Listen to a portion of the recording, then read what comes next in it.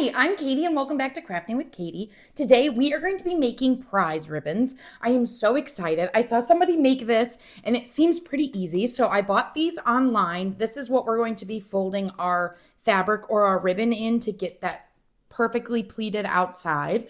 And I've got some pins that I picked up from the thrift store. We're going to use some fabric, we're going to use some felt, and we're going to go ahead and get started.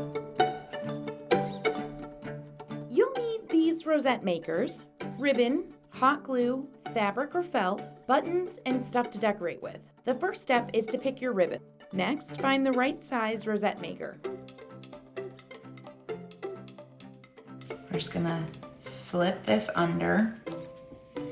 And basically what we're gonna do is we're gonna fold the width of that to make the pleat. The pleats are actually gonna be on the bottom here. If your ribbon has a nice side, make sure that's facing down.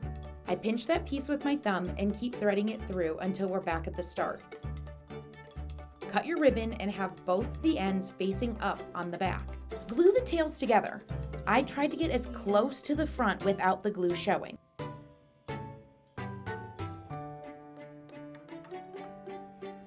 Okay. Trim them and get ready to glue.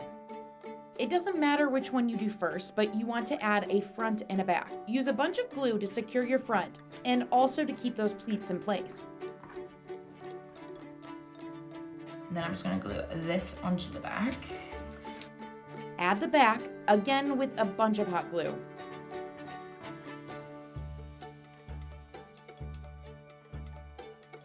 Now you're free to remove it from the rosette maker.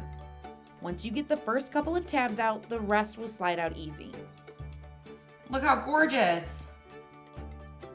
For this ribbon, I wanted to use some lettering, but it was too small. I settled on using these 3 smiley faces instead. I cut and glued 2 more pieces of ribbon at the bottom and finished it off with giving it a pin on the back. Now it's ready to go. I'm using this blue binding fabric for my next ribbon. After I'm done wrapping my fabric, I cut 2 circles out of my gray felt. Glue one on the front and the other on the back. Then I took my old T-ball pin and pinned it to the ribbon. For the last ribbon, I cut some cardstock and wrapped it in black fabric.